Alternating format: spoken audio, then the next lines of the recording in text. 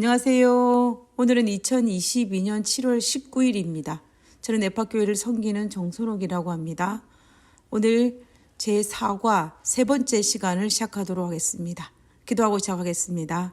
하늘에 계신 저희들의 아버지 감사합니다. 저희들 하나님의 말씀으로 하루를 시작할 수 있도록 도와주심을 인하여 감사를 드립니다. 오늘 예수님께서 우리에게 마지막으로 부탁하신 말씀을 우리가 묵상할 때에 하나님께서 우리의 마음에 뜨거움을 주시고 순종하는 마음을 허락하여 주시고 하나님과 연합할 수 있는 그런 마음을 허락하여 주시옵소서. 오늘 이 시간에 우리와 함께 하셨기를 간구하며 거룩하신 예수님의 이름으로 기도드렸습니다. 아멘. 예, 감사합니다. 오늘은 제4과 재련자의 얼굴이 보일 때까지의 세 번째 시간입니다. 우리는 일월 소지에서 우리 인간은 죄로 말미암아 하나님의 형상을 닮은 우리들이 훼손되고 망가졌다라는 그 팩트를 살펴보았습니다. 그리고 월요일 소지에서는 우리의 망가진 이 형상을 회복하기 위해서 하나님께서 금을 재련하는 것처럼 우리를 연단하기 위해서 선악의 대쟁투가 우리의 삶에 허락되었다는 사실을 알아보았습니다. 그러나 두려워할 필요가 없는 것이 이 선악의 대쟁투에서 우리가 홀로 싸우는 것이 아니라 우리 하나님과 함께 싸운다는 놀라운 사실이었습니다. 그러면 오늘 화요일 소지의 내용을 살펴보도록 하겠습니다. 화요일 소지의 제목은 예수님의 마지막 말씀입니다. 예수님의 마지막 선교 여행길에 발이 머문 곳은 바로 예루살렘이었습니다. 예수님께서는 자신이 구약의 예언대로 자신이 이 땅에 오신 사명대로 유월절의 어린 양이 되어 온 인류의 죄를 대속할 십자가에 달리실 시간이 얼마 남지 않았음을 알았습니다. 그때 예수님께서는 마태복음 24장에서 재림에 대한 징조를 이야기하신 이후에 하신 말씀이 바로 마태복음 25장에 있는 열처녀의 비유와 양과 염소의 비유입니다. 그렇다면 열처녀의 비유와 양과 염소의 비유를 통해서 예수님께서 우리에게 말씀하시고자 한 그것은 과연 무엇일까요? 예수님께서는 재림의 때에 우리가 어떻게 살아야 할지를 알려주고 싶지 않았겠습니까? 재림의 징조를 말씀하시고 난 이후에 재림을 기다리는 백성이 어떻게 살아야 할지를 알려주는 것이 어쩌면 우리를 하늘에 데려가고자 하시는 예수님의 입장으로서는 당연한 일일 것입니다. 그러므로 예수님께서 마태복음 25장에 있는 열처녀의 비유와 양과 염소의 비유를 통해서 재림을 맞이할 구원받을 백성들이 어떻게 살아야 할지를 알려주고 있는 것입니다. 그렇다면 2022년도를 살아가는 우리들도 마찬가지로 예수님의 재림을 기다리고 있는 백성들입니다. 결국 열처녀의 비유와 양과 염소의 비유는 이 시대를 살아가고 있는 우리들이 어떻게 살아야 할지를 알려주고 있는 성경 본문인 것을 알 수가 있다는 것입니다. 그러면 열처녀의 비유와 양과 염소의 비유에서 우리에게 어떤 교훈을 주고 있는지를 한번 살펴보도록 하겠습니다. 열처녀의 비유를 간단하게 요약하면 이렇습니다.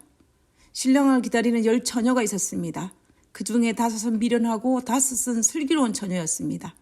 미련한 처녀는 등을 준비하였지만 기름은 준비하지 못했고 슬기로운 처녀는 등과 함께 충분한 기름까지 준비했습니다. 열처녀가 신랑을 기다리는데 신랑이 밤늦도록 오지 않자 열처녀 모두 피곤하여 깊은 잠에 들고 말았습니다. 그러다가 한밤중에 신랑이 온다는 소식을 듣고 열처녀 모두 깨어났지만 기름을 준비한 처녀는 신랑을 맞이할 수 있었고 미처 여분의 기름을 준비하지 못한 5 처녀는 기름을 준비한다고 시간을 낭비하여 신랑을 맞이할 수 없었다라는 이야기입니다. 이 이야기를 통해서 예수님께서 정말 하고 싶었던 것은 예수님의 재림을 맞이할 구원받을 백성들이 어떻게 살아야 할지를 가르쳐주고 있는 것입니다. 슬기로운 5 처녀처럼 신랑을 맞이하기 위해서는 반드시 기름을 준비해야 한다는 것이 바로 이 비유의 핵심입니다. 그러면 그 기름이 바로 무엇이냐? 바로 성령이라는 것입니다. 성령을 준비한 사람이, 성령을 받을 사람이 신랑을 맞이할 수 있다라는 것입니다. 그러면 과연 성령을 받는 사람의 특징을 어떻게 드러날까요? 무슨 화굴경에 빠져 있는 그런 모습이 성령 받는 모습일까요? 우린 여기에서 한 가지 반드시 짚고 넘어가야 할 부분이 있습니다. 우리가 자칫 잘못하면 신앙이라는 것이 공중에 붕 떠 있는 것이라든지 황홀경에 빠져 있는 것이라든지라고 생각할지 모릅니다. 그러나 절대로 그렇지 않습니다. 오히려 신앙은 굉장히 이성적이고 과학적이며 이론적이고 근거가 확실한 현실적이라는 것입니다. 최소한 제가 알고 있는 하나님에 대한 신앙은 그렇습니다. 그렇다면 재림을 맞이할 사람이 어떻게 살아야 할지를 가르쳐주는 이 열처녀의 비유에서 기름을 준비한다는 것은, 성령을 받는다는 것은 또한 이성적이고 과학적이고 현실적이라는 것입니다. 이런 측면에서 볼 때 성령 충만은 우리의 삶 속에서 자연히 드러날 수밖에 없습니다. 이것을 교과 책에서는 품성, 그리스도의 품성을 소유하는 것이라고 말하고 있는데요. 결국 성령 충만한 모습은 성령의 역사로 말미암아 우리가 거듭남의 결과로 그리스도의 형상을 회복하는 우리의 품성으로 드러난다라는 것입니다. 결과적으로 기름을 준비한다는 것은 성령을 받는다는 것이고 우리의 품성이 변화된다라는 것을 알 수가 있다라는 것입니다. 결론적으로 말하면 예수님의 재림을 맞이할 재림 백성으로서 우리는 우리의 품성을 통해서 그리스도의 형상을 회복해야 한다라는 것입니다.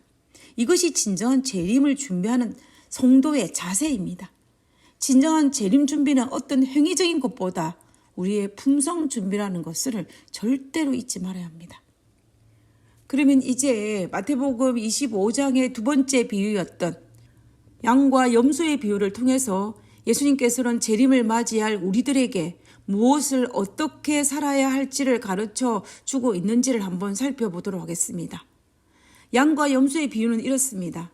인자가 자기 영광으로 모든 천사와 함께 이 땅에 오실 때에 구원받은 자들을 대표하는 양은 오른쪽에, 그리고 구원받지 못할 자들을 대표하는 염소는 왼편에 두게 하셨습니다.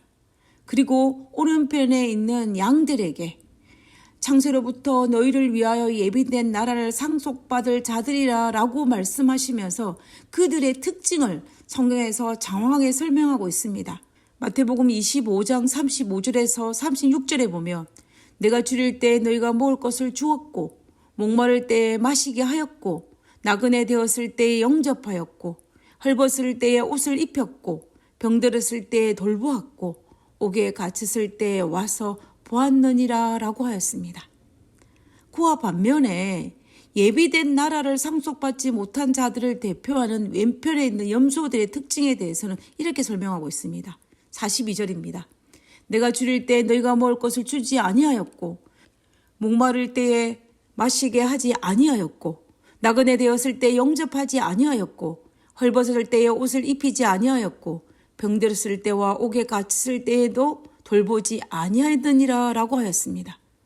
그러면 앞에 비유를 든 열처녀의 비유와 연관하여서 양과 염소의 비유를 같이 살펴보면 양의 일상생활은 슬기로운 다섯처럼 성령을 통하여서 품성이 변화된 그들의 일상의 모습을 설명하고 있는 것입니다.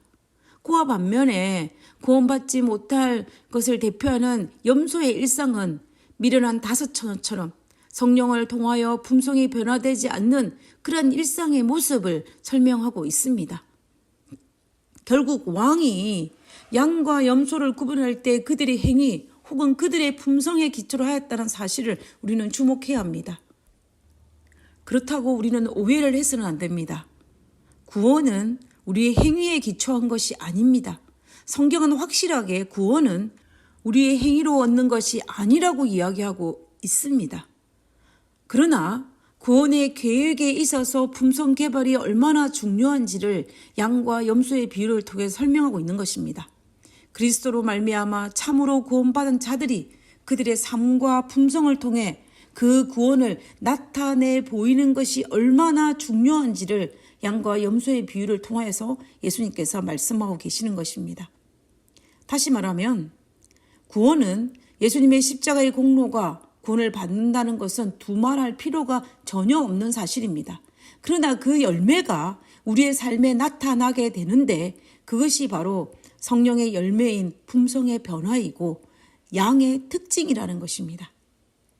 가래 뽑은 기별 1권 102페이지에 보면 그대들에게는 꼭 수행해야 할 더 큰 일이 있다.